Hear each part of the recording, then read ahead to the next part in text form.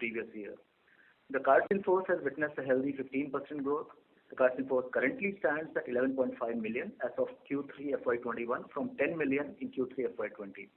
This improvement paves the path towards recovery of the business environment.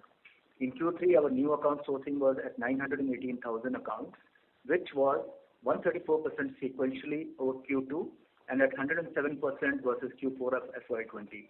In fact, in the month of December, we did almost 340,000 accounts, which is the highest run rate since beginning till date.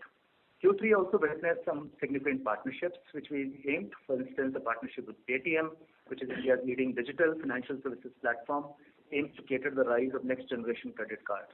Another significant partnership was with BPCL for the launch of BPCL SBI Card Octane, which is a premium version of the existing card to offer a vastly differentiated and enhanced value to the mass affluent customer segment. Before I get to the financial performance of Q3 FY21, let me take this opportunity to reiterate some key facts about SBI Cards, business and the environment. Our business fundamentals are robust. We have in place healthy and compliant financial and corporate governance principles, and this forms our core strength. We have continued to grow the business by leveraging on our strengths. The support of the parent is one of them, and capitalizing on India's favorable economic and demographic changes, including its strong macroeconomic performance, rising affluence, increasing consumer demand, rapid urbanization, and the growth of e-commerce platforms. These are secular factors and would not change in the near term. We are continuously monitoring the external environment. 2021 has started on a positive note with launch of COVID-19 vaccine, which may have favorable socio-economic impact. While this indicates a positive future outlook, we remain cautious and observant on the opportunities and challenges. Let me now take you through our financial performance for Q3 FY21. On profitability, while the business environment continues to be uncertain and challenging, the company has performed steadily and delivered profit after tax of 210 crores for Q3 FY21 and 809 crores for 9 months ending FY21. The receivables have grown by 4% year-on-year to 25,749 crores in Q3 FY21 from 24,776 crores in Q3 FY20. This is the first time that the receivables base has outgrown the pre-COVID levels. Total income for the quarter is at 25040 crores, which is largely flat compared to Q3 last year, and on a YTD basis, total income is at 7,245 crores. Increased business uptake in terms of new accounts and spends in Q3 required higher investments in terms of acquisition costs and cashback expenses. While the festival period of financial year 21 fell completely in Q3, it is to be noted that festival period in the last year overlapped between Q2 and Q3. So therefore, all the cashback expenses were taken in Q3 this time, and we believe that the benefit of business growth may follow later, consistent with our business model. We are already seeing this happen in Q3. Our enhanced focus on collections also required higher outlays. For Q3 FY21, while our net revenues grew by 3%, the operating expenditure was higher by 7%, driven by the factors mentioned earlier, which is the higher cashback costs and the higher collection costs, which led to contraction of earnings before credit costs by 3%.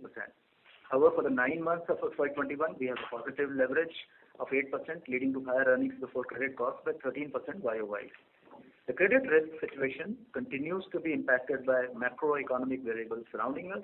Post-COVID, the assessment of credit risk in the financial services has become complex and is also influenced by the RBI moratorium and the Supreme Court orders and NPA standstill effective August 31. To cover ourselves for future credit risk, the overall management overlay stands at 1,113 crores as on December 20. This is over and above the base provisions of rupees 940 crores. Our GNPA is at 1.61% compared to 4.3% at Q2, and pro forma GNPA, including the Supreme Court standstill, is at 4.5% compared to 7.5% in Q2 FY21. Net NPA for the period, therefore, is at 0.56%, and pro forma net NPA is at 1.6%. The performance of RBI resolution book was not available in the previous quarter. In this quarter, we have better information on that book, and as of December 20, 33% of RBI book is delinquent between 30 days and 90 days. On this book, which is not yet NPA, from a provisioning perspective, we have provided the same stage 3 ECL levels. Further, NPA standstill matter is still at the Supreme Court and is ongoing.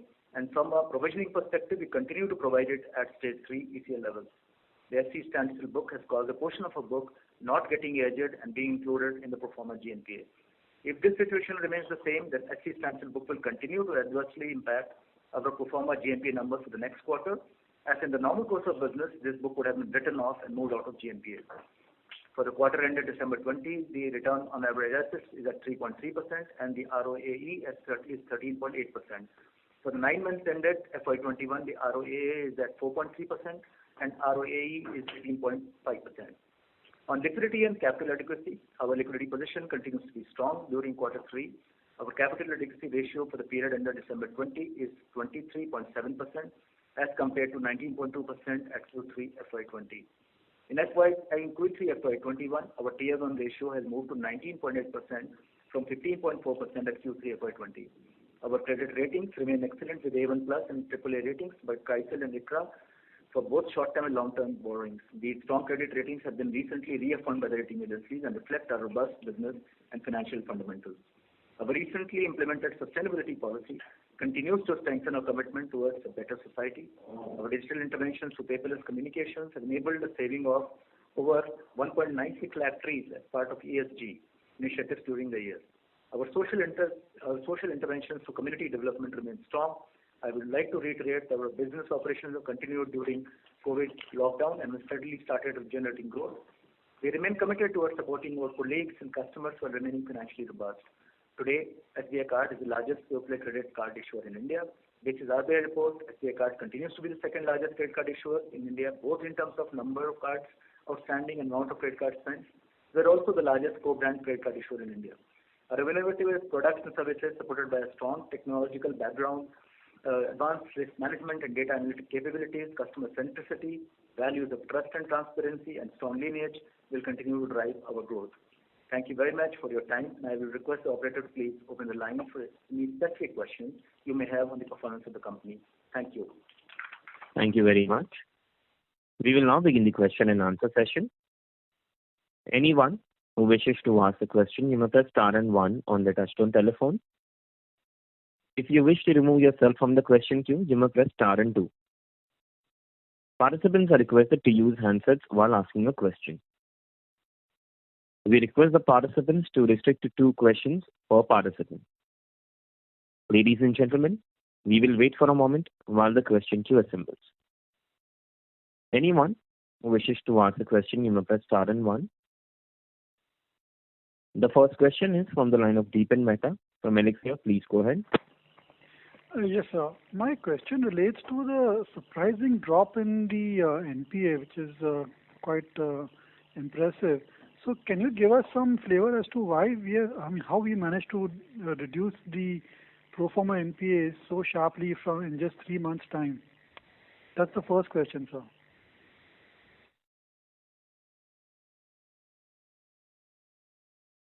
Hello.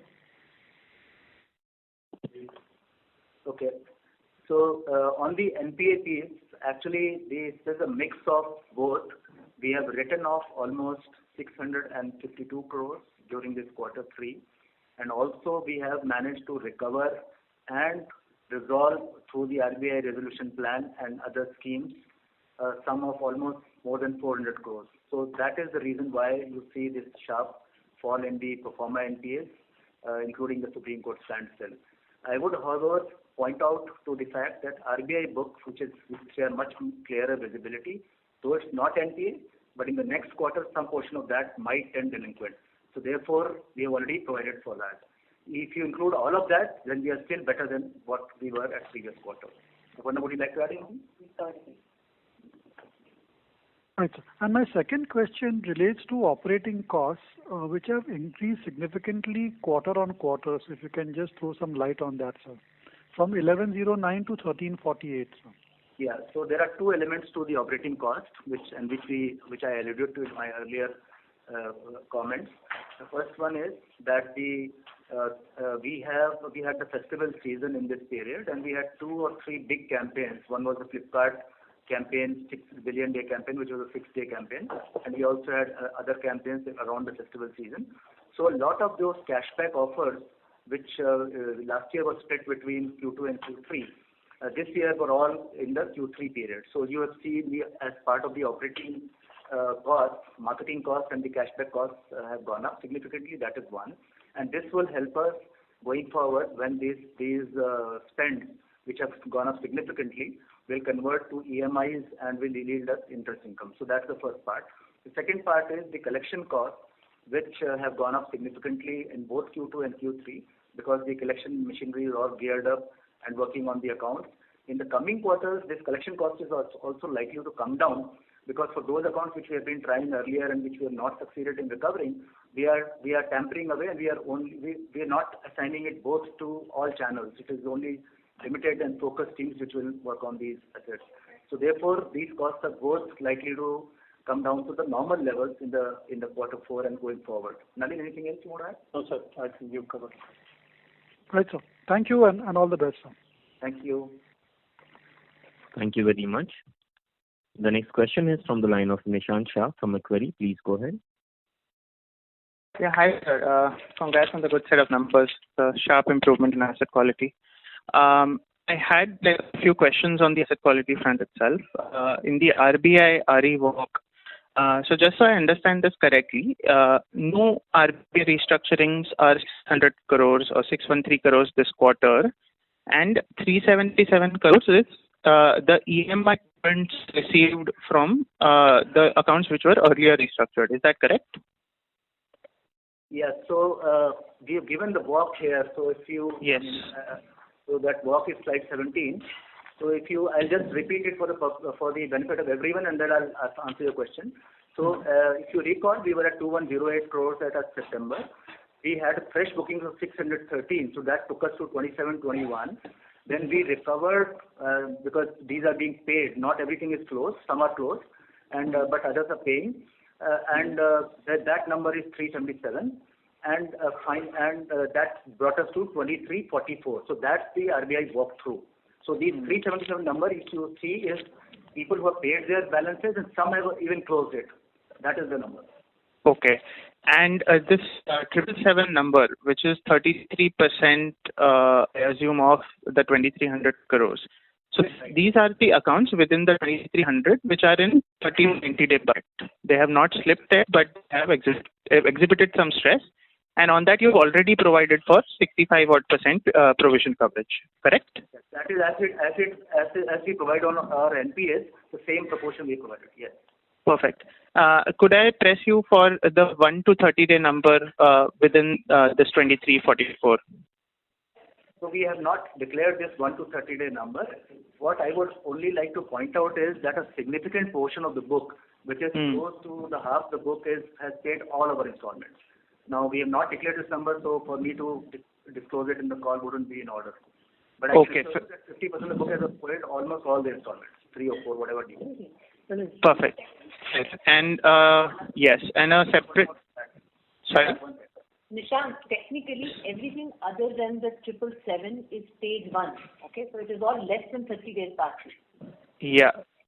Oh, okay. Yeah. No, I was just hoping to see how many of them have paid each and every installment so far. Fair enough.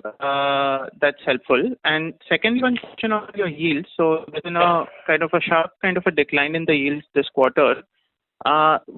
Is the assumption right that this is largely because, although the has been broadly same, it's because of the period end versus daily average differential in the loan points? So the yields have come down actually for 2 or 3 reasons. One is that in Q2, we still had a large proportion of the revolver book, though they were delinquent, but the interest was still accruing. So therefore, we had a higher yield. Now, a large portion of that is converted to the RBI resolution, which is at a much lower rate of interest. So as this book runs off, and you've seen this runoff of close to 375 crores in the quarter 3, and we hope similar number we'll have going forward as well. So therefore, as this book runs off, and our EMI book, which is typically at 18 to 20%, that goes up, and the revolver behavior returns, because you have to remember, 9% of the book, which was largely revolver, suddenly went off, and at a much lower yield. So therefore, that is the reason. And we hope that this will come back as this ratio reverts back to our usual ratio of transactors and revolvers and EMI. Currently, the transactors are at a slightly higher percentage of almost 33%, which in the usual run used to be around 27-28%. Got it. Perfect. And just one last question. One of our competitors has been barred from acquiring new cards. Is that a material benefit, or is that nothing to bother ourselves with? So while we never comment on what the competitors are doing or what they've been exposed to, I mean, it is a very logical way to look at this, which is that if somebody who's a leading market player is not sourcing anything, those customers who need those cards will go to the alternatives, and which could be which could be us or could be the other players as well. So in that indirect sense, maybe there could be some gain, but we don't look at the competition to decide our strategy. We do it independently. Perfect, sir. Thank you so much. Congrats on the good result. I'll come back in the queue for more. Thank you. Thank you, Nishant. Thank you very much. The next question is from the line of Jaimin Shah from RWC Partners. Please go ahead. Great. Thanks for your time and great improvement in asset quality. Good surprise from you. Two questions on my end is, could you talk a bit on how these RBI restructured or the pro forma NPAs, in terms of behavioral change, what you see when you go for collection? Why were they not paying in September and suddenly they have started to kind of pay? I'm not undermining your effort, but I'm just trying to understand at their level, how was the indebtedness and they were able to now repay? That's question one. I'll go to question two in a minute. Yeah. So, Jaimin, thank you for your question. Actually, this is a very nuanced question. So, before September, what was happening is, one, that the RBI, we did not have a tool basically. We only had the easy payment plan, which are in-house thing, and the other tool was restructuring, which would have led the account to become NPA and therefore colored the credit bureau score of a person. So people were really very wary of whether to go in for a restructuring, which would qualify them as NPLs. And once we got the tool, we reached out to these people. We told them that there is a proper way in which your credit bureau profile would stay protected, though the restructured flag will be up, and you get to pay at a very lower rate of interest, which is a fixed rate of interest, 14 and 16%. So therefore that, and then we pushed it very, very much. That really helped to bring around a lot of people who initially also had the thoughts that maybe they will get a significant relief from the court, and that thankfully also came during October, November. So whatever relief had to come, they did come. So our maximum sourcing of RBI, if you ask me, happened in September and October. Therefore, November, December was very, very tepid. So all the bulk of it happened in September and October. So many of these people who were sitting on the sidelines and maybe thinking that they would get a large waiver from the courts or from the government, realized that it was not going to happen. And secondly, some of the people at least got time to resolve their cash flows while they got this time. So mix of those two, I guess. I mean, we have no clear answers because when we talk to the customer, they always ask for whatever concessions we can give them. Yeah, no, okay, fine. This is helpful because, as in, given the September quarter, there were kind of question marks on our sourcing and we had probably gone too far to kind of, get the customers, and which is kind of showing up in numbers. But this kind of allays that concern. So that's very helpful. The other question was more on the growth and the spend. Just wanted to understand how the behavioral changes have happened on spends. Last time we spoke that once you give the card, it takes about 9 to 12 months to get activated. Is that change? Are people more kind of inclined to start to spend now, given that, this is trend in terms of digital payments, etc.? And also wanted to get a sense on this Google Pay linkage we got. What are the metrics we have seen since the linkage, and any thoughts how we can kind of push the spends in even on the lower ticket items? Yeah, so on the spend side, we have told in the last quarter and many other calls that we saw a secular shift happening, which is the online spends increasing. So online spends had gone up to as high as 54% of the overall spends and 114% higher than pre-COVID. We have seen this trend sustaining. The number for Q3, as I mentioned in my comments earlier, was 53.5%, and that is not because the spends have come down. It is only because the POS has started going up. So therefore, the offline spends have also started going up, and overall the spends are back to pre-COVID levels. What has changed is in between categories. So while I'll give Girish the opportunity to explain, but I can high level tell you that categories like apparel which was not a very popular online purchase, has gone up by as high as 539%. So that's a massive YOY shift. And similarly, there are other categories, and on the activation, etc., I'll ask Girish to respond. Girish, please go ahead. Yeah. Thank you, sir. So there are three key trends as has been mentioned. One is the online spends continue to be above 50% plus. Secondly, as you see from Q2 to Q3, the movement in point of sale was down 67% and now is down only 42%. So that's a very, very positive movement in the point of sale. And this is despite the travel agent and that category is still down at 42%. Overall, we see a much pause coming up as close to what pre-COVID levels as it was earlier. The other piece which is very hearty to note is that the EMI conversion remains very, very strong. We see a lot of conversion which we were seeing earlier from spends to EMI, even though the departmental stores as a category and fuel as a category has seen a larger growth. But as a percentage of spends, we see that the EMI conversion remains very, very strong.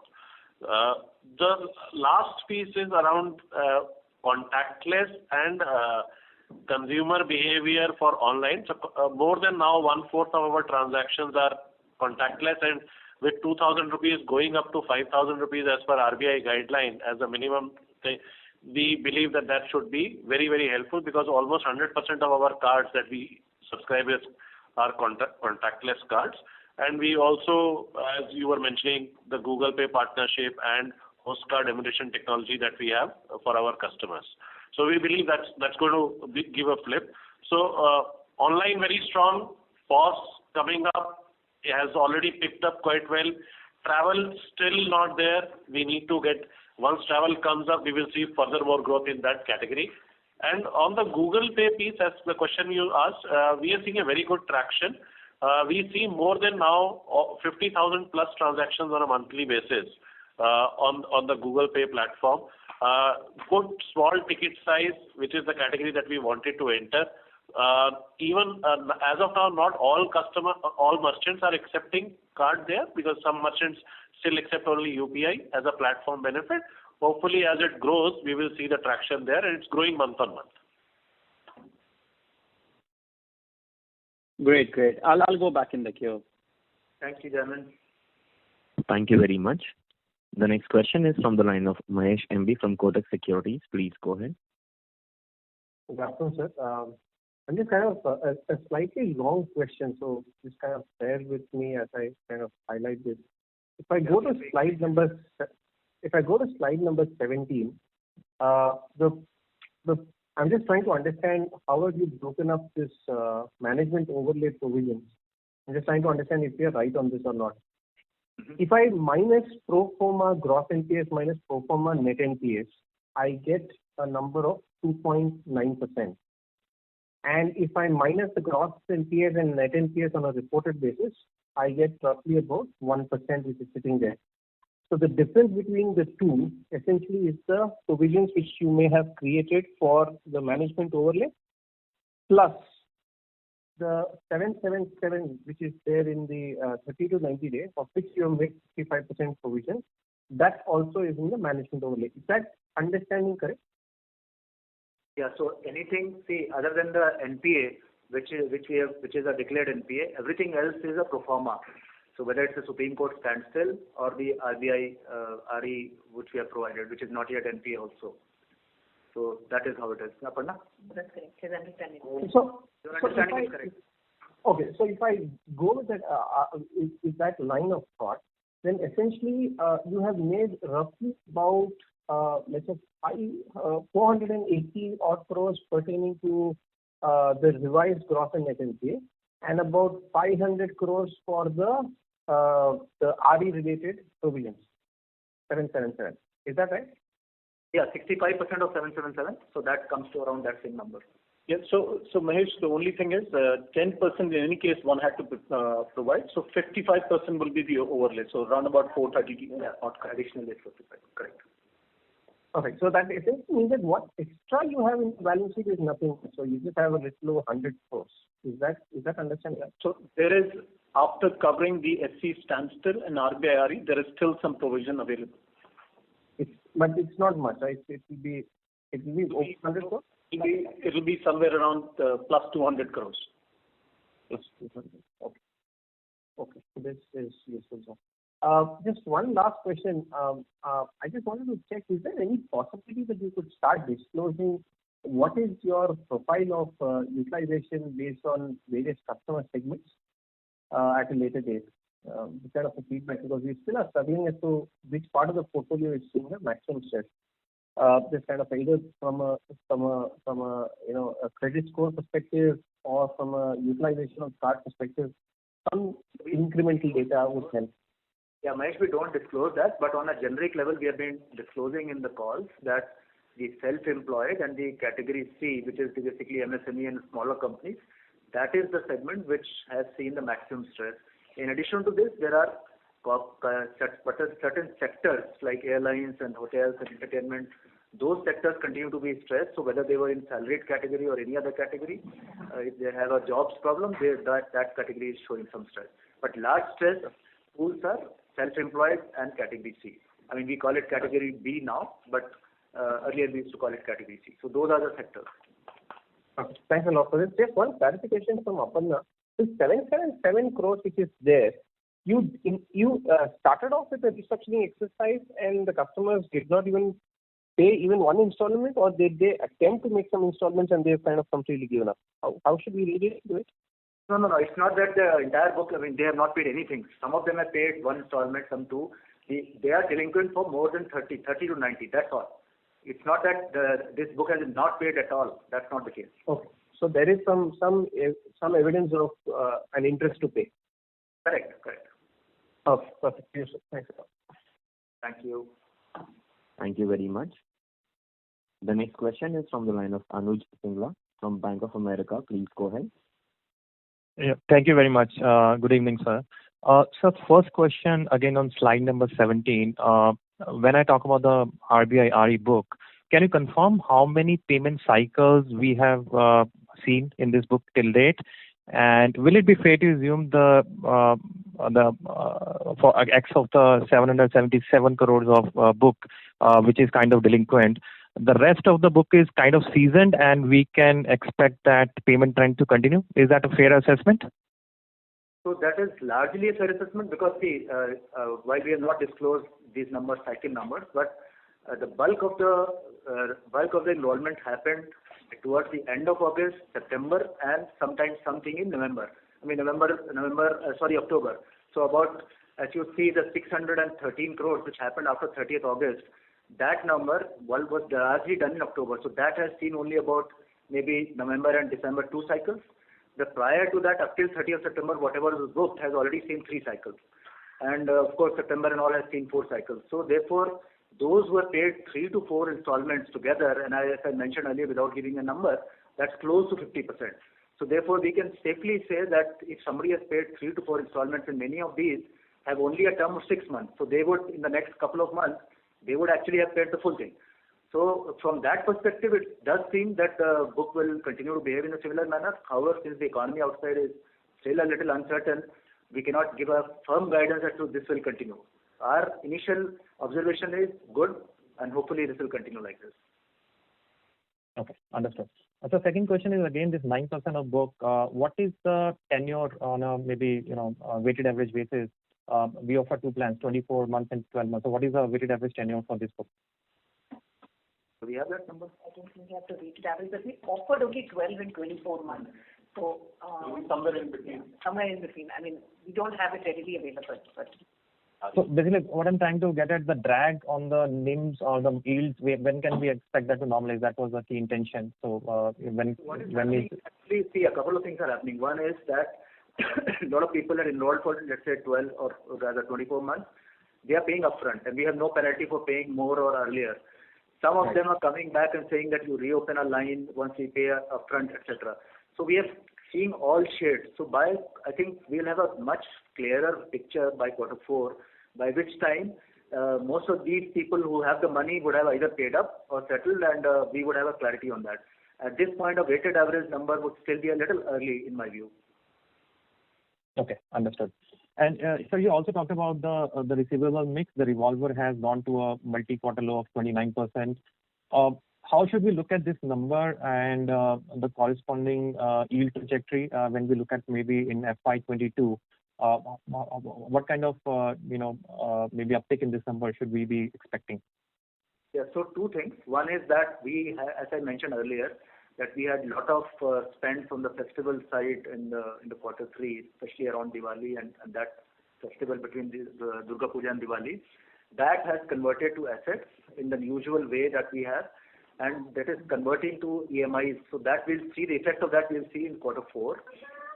Again, during this time, the Republic Day sale, we are again partnering with Amazon, and we are seeing fantastic results, actually much more than what we had budgeted for.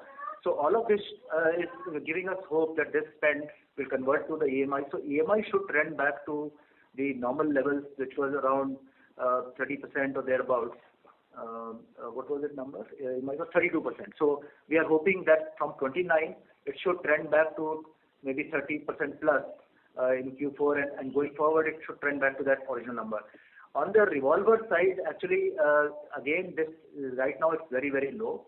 But as we, what our hope is that as these RBI RE people continue to pay up, and many of them actually have paid, let's say, 6 months installment, we are starting to reopen. We will start to reopen their lines. And these are the people who used to revolve periodically, not always. And hopefully all of these actions together and the new customers which we are getting, which will start to get seasoned, all of that will start to trend back the revolver number. Because if you add the RBI RE book, large portion of which was revolver earlier, plus the revolver today, we are back to 38%.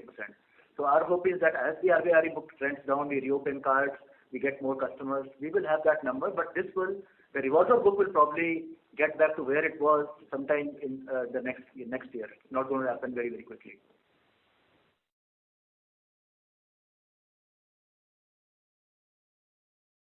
Anup sir, can you hear us? Yeah, nobody there? Yeah, sorry, I was on mute. Sorry, can you hear me? Yeah, sorry. Last question. Recoveries 125 crores is again very significantly higher YY QQ. Is this a function of the front loading of credit cost we have done and write-offs we have taken? And so should we expect this number to remain elevated given our focus on collection and our write-offs we have taken, or maybe in FY22 we can see an elevated number on this? Is that a fair assumption given that we have already taken the write-offs early in this cycle? Yeah, so it is a mix of both actually. So one is that the write-offs are higher, so therefore the pool itself is higher. But you have to look at that in the business as usual. We never had a 1% recovery rate. It used to be much lower than that. So therefore, the 1%, which is an improvement over the previous quarter, actually tells us that the focus on recovery and the collection efforts have also played a significant role. So both these things together, and our hope is to continue with this number till we have a significant pool of written off accounts to continue to extract and continue to focus on these customers. Anu, would you like to say something else? Yeah, I'm saying, sir, that the recovery simply has gone up only the cost because the collection has. Sorry, ma'am, your voice is not audible. Sorry. Yeah, just hold on. I mean, we have the collection head here, so I would ask her to actually pitch in. Yes, Anu, go ahead, please. So the recovery efficiency has gone up on account of collection efforts, as well as the fact that there was a write-off also that has happened in quarter one. So quarter one, since the lockdown was there, and that write-off actually happened because so when that write-off has come, we have begun to actually extract from that, and we can extract better, in fact. So both have added to the recovery efficiency to go up, and we hope that, since the write-off we have taken quarter three a little higher, the fact that we will try to maintain this consistency in quarter four as well. Thank you. Thank you. Thank you very much, sir, and all the best. Thank you, Anuj. Thank you very much. The next question is from the line of Anand Landa from HDFC Mutual Fund. Please go ahead. Hello, sir. Yeah, Anand, please go ahead. So if you can give some color on your RE book, or what the learnings we had in terms of what was the sort of category of customer who didn't pay, who took the restructuring, whether self-employed customer or salaried. What was the utilization level on their cards? was there any early signs that we could have noticed that these customers are a borderline customer or a risky customers? And all this should, the learning what we have, if we can share that, and what's the outlook on credit cost for next year? Given that fact this year will be closer to 10 to 12% of credit cost, should it go back to our normalized level of 6.5% credit cost next year? So, Anand, see, subject to the economy, because that is something we cannot predict. Hopefully, it will continue to improve and continue to be better than what it has been. Subject to that, the credit cost should be lower because we are cleaning up this year whatever was there, and if the Supreme Court hopefully lifts the stay, we will be able to clear up the book also as well. That's one. Second is in terms of whether these customers were border customers or whether they had any inclinations. I think I mentioned in my earlier calls that almost 54 to 55% of these customers in the previous 24 months had not missed anything, maybe missed one installment at the most.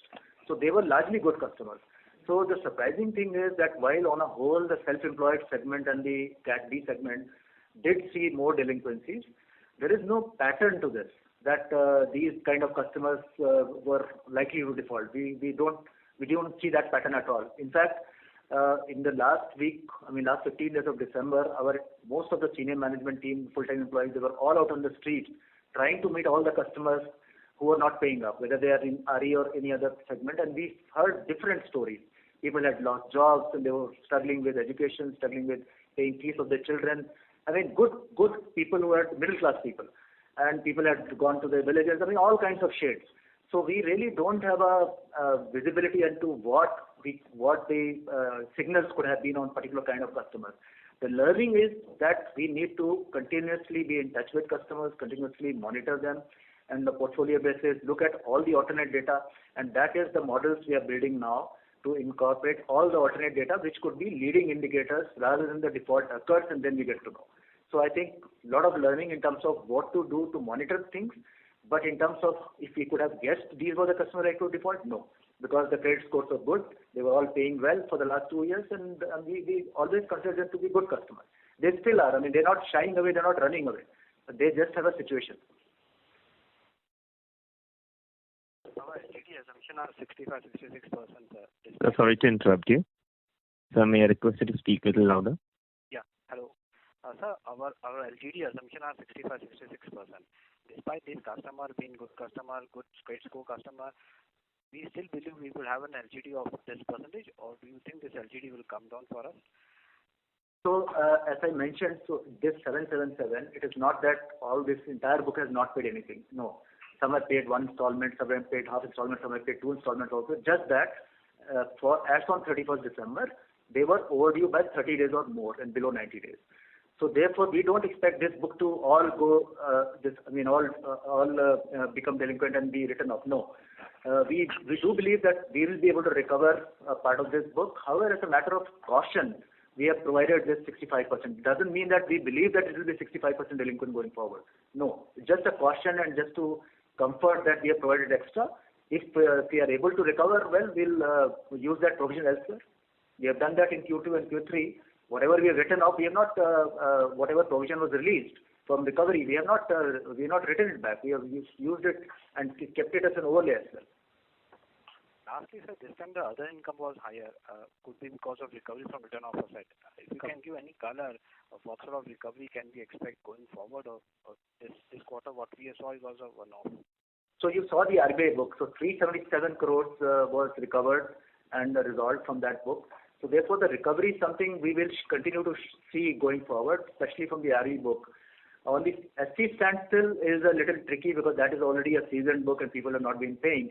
So there possibly we'll have to have more of settlements and more of extraction rather than actually, or legal, rather than actually a recovery. Lalit? Yeah, so I'll just add to what Mr. Tiwari said. 377 is the normal collection that we received from RBI RE. The other income that you see is the recovery from the written off account that we have collected, and Anu had spoken about it 120 earlier about this. Perfect. That's from us. Thank you. Thank you, Anand. Thank you very much. The next question is from the line of Ajit Kumar from Ambit. Please go ahead. Hello, sir. Thank you for taking my question. Just one question. In one of the earlier calls, you had highlighted that you have tightened the credit criteria for self-employed segment and sourcing from external channels. But the share of self-employed segment in new sourcing has been consistently increasing in the last 3 quarters. So it was 21% in 1Q, 22% in 2Q, 24% in 3Q. Further, even within salaried, the share of government and PSU segment in new sourcing has been coming down consistently in the last 3 quarters. Similarly, sourcing from external channels have also increased from last quarter. So why is this happening actually? Yeah. So you're right. The self-employed proportion in the new sourcing has gone up from 21-22% to 24%. Now, out of this 24%, the open market is just 4%. 20% is from banca. And banca, as we have been explaining time and again, that banca is all pre-qualified through the Shikhar program which we run, where the data basis certain qualifying criteria like, let's say, the liability balances or housing loan account, etc., from the bank goes to the bureau, and after pre-qualification, then it comes to our executive and the bank executive who together market it. And the performance of this segment in banca is borne out by the delinquency levels. The banca delinquency levels overall and also within the segment are far lower than what they are for open market. So while the proportion is going up, it is only in banca, not in open market, where we have cut down the segment significantly through whatever tightenings we have done, and those tightenings remain in place as of now. Okay, and the share of government and PSU segment in the new sourcing within the salaried part, that has also been coming down in the last 3 quarters. I think that's marginal. That's not very significant. In fact, what is also happening is that we are actually engaged with a lot of government agencies or government ministries, etc. This is an ongoing program, so we hope to have this back on, not as of a conscious policy.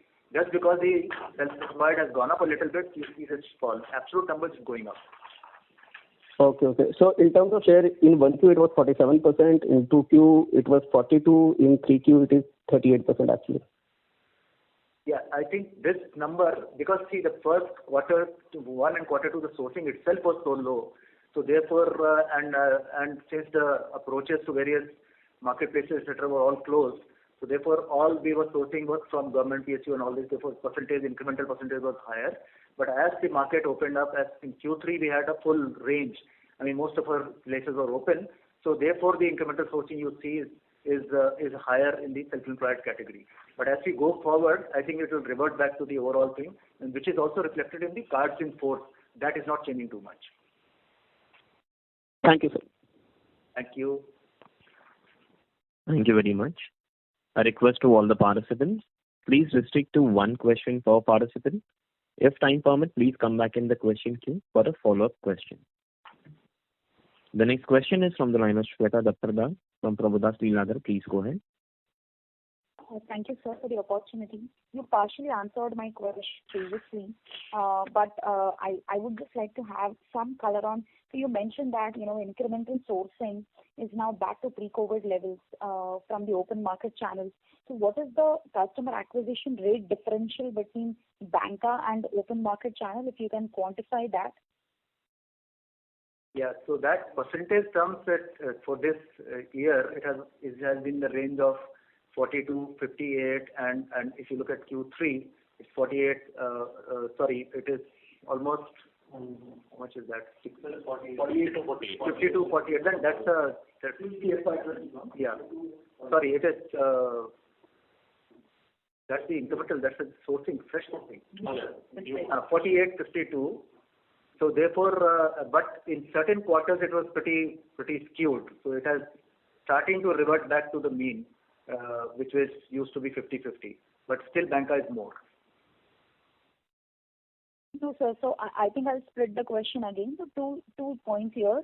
You just mentioned in the previous question that it's getting back to the pre-COVID levels. But then, the kind of, you also mentioned that it transpires into better asset quality when it comes from banca channel. So, but if I look at your pre-COVID numbers as well, your SBI sourcing was definitely slightly lower. So can you throw color on this? And secondly, what is the customer acquisition cost and the differential from open market channel and from the banca channel? So in terms of acquisition cost, clearly banca is much lower. I don't think we have given this cost. Have we given this cost? We have not given this cost, but much lower. So therefore, from an acquisition perspective and from a delinquency perspective, the banca channel source customers are clearly much, much better. Where we have an advantage in open market, I mean, we have been a significant open market player and we still are, is the fact that the sourcing, I mean, what we do from open market are customers who are carded, so therefore they spend more, they revolve more, and therefore they are more profitable customers in a way. So we have a good mix of open market which gives us profitability, though the delinquency could be a little higher, and banca which is much lower delinquency and also much lower cost. So we have this mix. The challenge is to reduce the open market delinquency and increase the banca spends and profitability. So that's what we are working on. Okay. So secondly, again, a slight repeat question. You mentioned that credit cost will be coming down in the following year. But if I remember your Q2 commentary, you had mentioned that credit cost would slightly remain at elevated levels in the second half of the year. So now that they are down almost to 12%, what could be the ballpark number as we exit this current fiscal? Some guidance there? No, we never give guidance, so therefore I can't give you a number. What I can tell you is that now you have, one is that the Supreme Court standstill book is there, which is a book we say that it's not a very performing book. So therefore there we'll have to have whatever losses we need to take. The usual NPAs which accrue in the normal course of business, their delinquency levels are back to pre-COVID levels, so in fact lower. So therefore the NPA accretion will be lower than what used to happen earlier. And finally, to the RBI RE book, as we have shown this time, 33% are overdue by 30 days. Doesn't mean that all of them will go back. So therefore, as a mix of all these three factors, I think our credit costs are going to trend lower. I will not predict because the economy is not known how this is going to behave, or if something might happen in the economy that we don't know about. But in terms of what we have, the stock of what we have, and the flow which is happening through the fresh acquisition, I think we are reverting back to the mean, which is pre-COVID level. It might take a quarter or two, depending on the Supreme Court opening it up for us, but it's not going to go up. That's all I can say. Sure, sir. That helps. Thank you. Thank you. Thank you very much. The next question is from the line of Kunal Shah from ICICI Securities. Please go ahead. Yeah. Hi, sir. So, sorry, I missed out in terms of the flow of this pro forma GNPL in terms of how much has actually slipped and what was the recovery and what is getting into the RBI RE pool. So we have given all this on slide 17, Kunal, but just to recapitulate, on the RBI RE, we had 2108 in September, we are now 2344, and that had 613 crores of new bookings, but a recovery of 377 crores. So RBI RE, at the moment, 33% is overdue by more than 30 days, which is 777 crore, and we have provided at 65% for that book, though we believe that not all of this is going to go back. The Supreme Court standstill is around that same number, which was, I think, 649 last time. What is 762 to 749. Yeah, 762 to 749. So it's not much change. We have recovered a little bit because we've not been able to write off anything. But that is a book which we believe, the recovery or the extraction will be low. It is, and therefore, this book, if we are allowed to, will qualify as NPA and maybe will ultimately write it off or settle it. And then there's the usual NPA number, which we have already seen revert back to the pre-COVID levels or even lower than that. So that accrual of fresh NPAs is lower. So that's the overall thing. Okay, so when we look at from say 7.46 to 4.51, the decline which is there, maybe that would have either been the new booking into RBI RE or recoveries, and there are no fresh accruals is what you are suggesting. So I wanted the walk for this 7.46 to 4.51. Okay, so see, this 7.46 had two components. One was the NPA component, and the other was the RBI, the Supreme Court standstill at that point of time. Yeah. And now we have made a write-off of 682 crores, 52 or 82? 648. Sorry? 648 crores in this period. So from the book which was NPLs as from 31st of August, a significant portion, which is 648 crores, has been written off. And that is one reason for reduction. The other reason for reduction is the recovery which we have made, which is just short of 400 odd crores, which is a mix of both recovery, closures, all of that. So therefore, 648 crores of write-off and about 400 crores of recovery. That's the walk which you have in this. Oh, perfect. Okay, got it. Yeah, thanks. Thank you. Thank you very much. The next question is from the line of Dhaval Gada from DSP. Please go ahead. Yeah, hi sir. Congrats on a good performance on the asset quality front.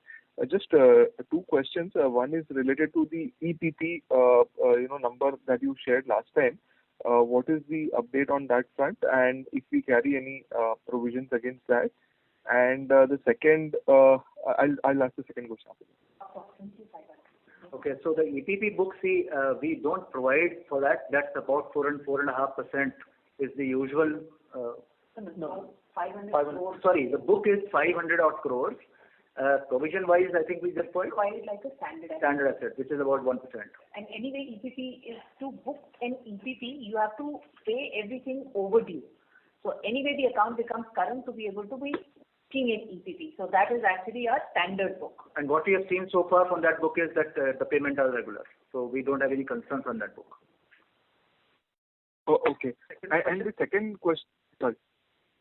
Yeah, go ahead, please. Yeah. So, and the second question is just a reconciliation. So last quarter, on a pro forma basis, we had about 1,790 crore of gross NPAs, and this quarter, I think we have about 1,160 crores of gross NPAs. And you mentioned that 648 is the write-off, 400 is the recoveries, and therefore the implied number of slippage would be like 400 odd crores, 400 to 450 crores. Fresh NPAs, you mean? Fresh, yeah.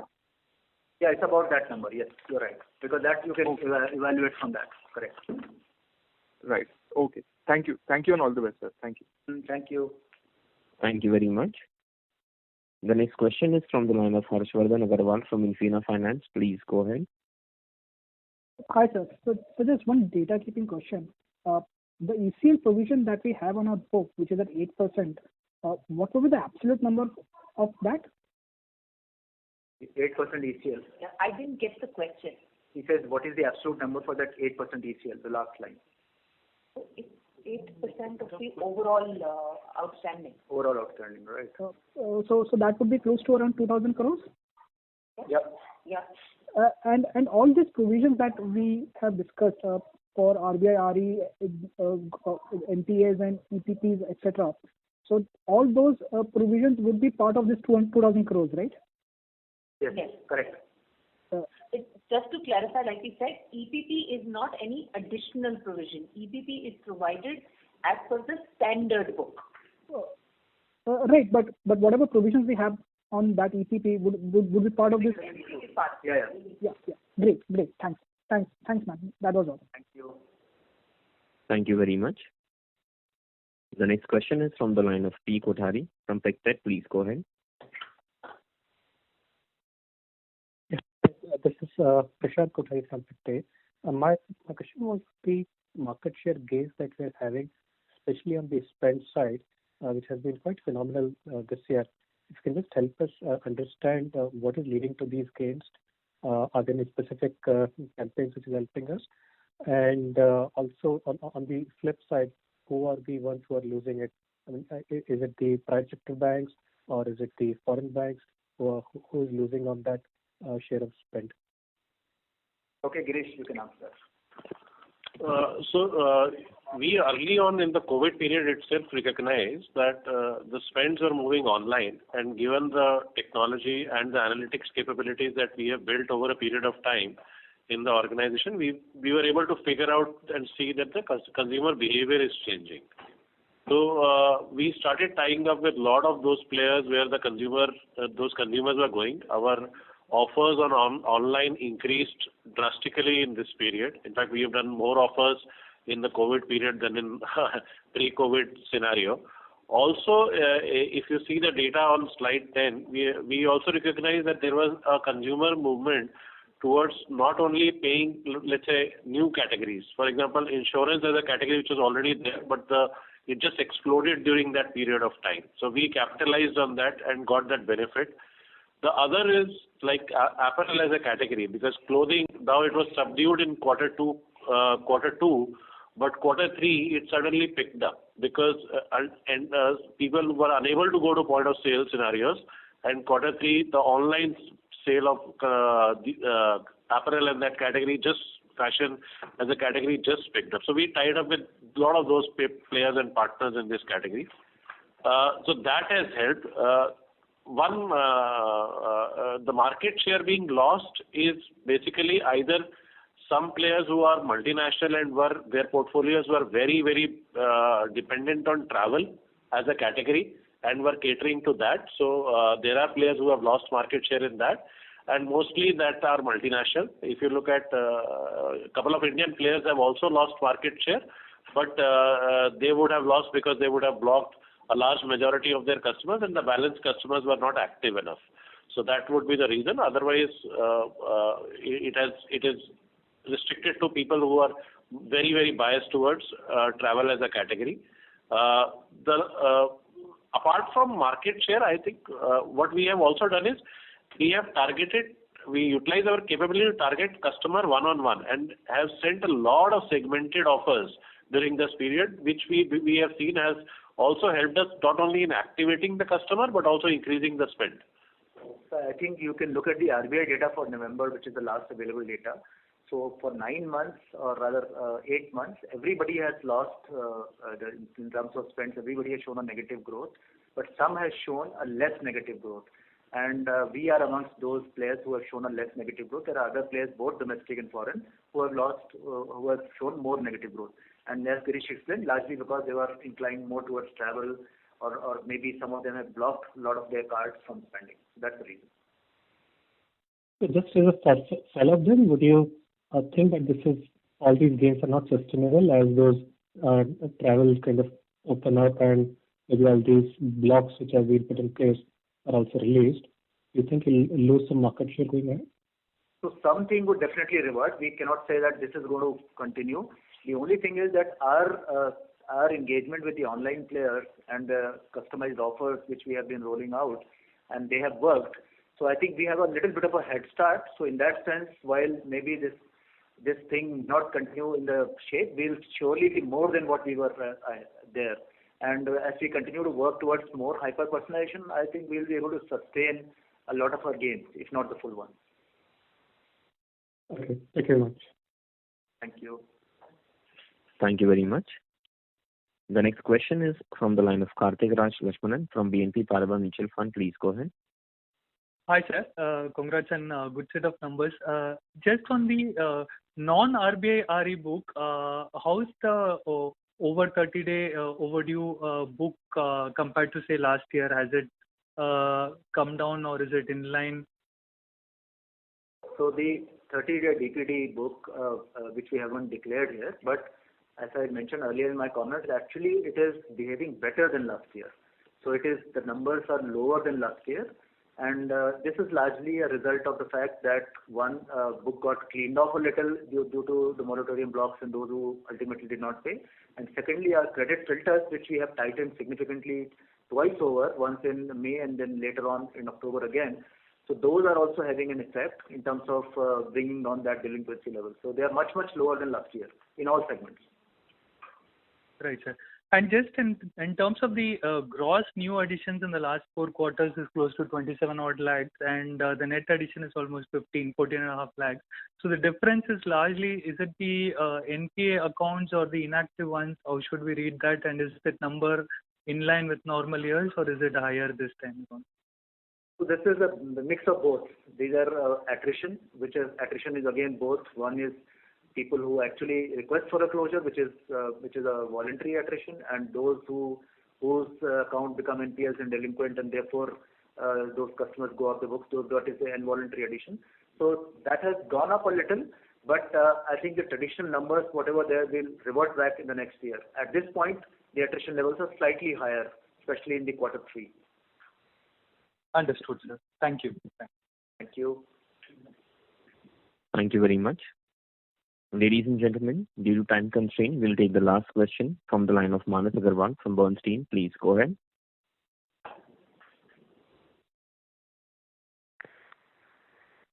Manas Agarwal, may I request you to unmute your line from your side and go ahead with your question, please?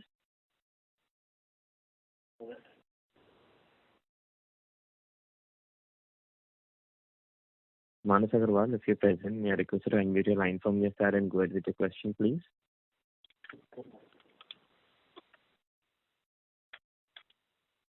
Due to no response, we move on to the next participant. The next question is from the line of Pranav Gupta from Aditya Birla Sun Life Insurance. Please go ahead. Hello. Yeah. Yeah, hi, sir. Just, could you help us with the average tenure of the RBI RE book? Pranav Gupta, sorry to interrupt you. Your voice is not coming clear. May I request you to come in a better reception area? Is it better now? Yeah, much better. Yeah, just wanted to get a sense on the average tenure for the RBI RE book. Why I'm asking this question is because, once this book starts running off, only then will you see your, reversion to the usual revolver percentage of the overall spend. So could you give us a sense on that? And the second question is on the corporate side. So spends have bounced back pretty well. Even though travel and the usual spend categories might not have normalized. So if you could give us a sense on what are the new categories of spends that are growing here for this to surpass pre-COVID levels as well. Those are the two questions. Yeah. So the RBI RE, the average tenure when we began this was around 18 months because 24 months and 12 months were the two categories. However, as I explained earlier, we are seeing a lot of different behavior. People are prepaying, people are paying in advance and closing the account or paying off some installments to get the card open. So we can see all of that, and therefore it may not stay till 18 months. That's our sense. We've already seen this book run off from 2,700 crores to 2,344. So almost close to 375 crores has run off in one quarter itself. Going by this logic, hopefully in the next 6 quarters we should run this book entirely. But however, we will wait. This is too early to actually decide on anything. On the second question on corporate spend, I'll ask Manish, our Chief Sales Officer, to respond. Thank you. Yeah. Yes, the corporate spends have risen, but the composition of the spend has changed. See, we are working with our corporates to look at new use cases, which are primarily around utility payments, online expenses, training, marketing expenses, online tax payments done through the payment aggregators. That has taken off in a big way. We're working with some of the good corporates, big corporates, who are adopting to these corporate payment methods, and that's what has increased the quantum. So yes, the T&E is low. The travel agencies who buy airline tickets, that is low. But what we term as B2B spends, obviously we remain pretty tight on the credit parameters for this. But that has built up nicely. So when we look at the this quarter and the recent months, it's actually higher than the pre-COVID quarter. So that is what is coming up. Corporate travel is still some months, more months away because a lot of companies will continue to be, in our opinion, working from home for some more period of time. And international travel was happening on air bubbles only.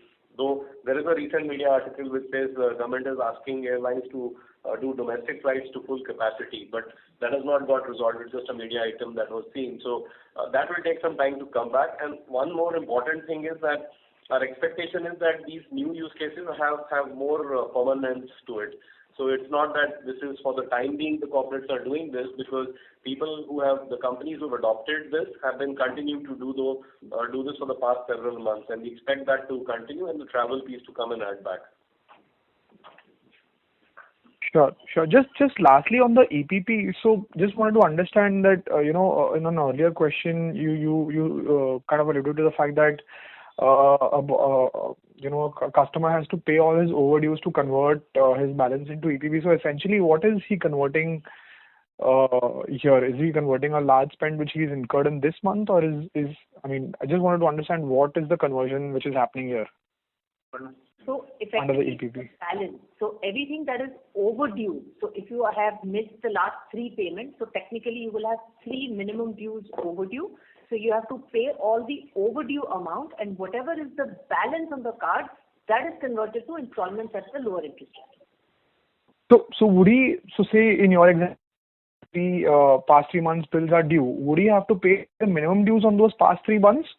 Or would he have to clear the entire balances on those past 3 months to convert into EPP? It's a minimum due because technically in a credit card, what's billed and the aging and everything works in minimum due. So he has to pay 3 minimum dues, become current, and then whatever is the balance is converted to Just paying the minimum due for each month. That's the whole thing.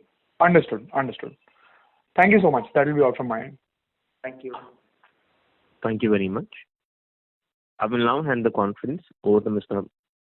Ashwini Kumar Tiwari for closing comments. So, thank you everyone for your comments and questions. It gave us a lot of insight, and we will prepare ourselves accordingly for calls to come in the coming days. I hope all of you have a very good evening. Thank you. Thank you very much. On behalf of SBI Cards and Payment Services Private Limited, that concludes this conference. Thank you for joining us. You may now disconnect your lines. Thank you.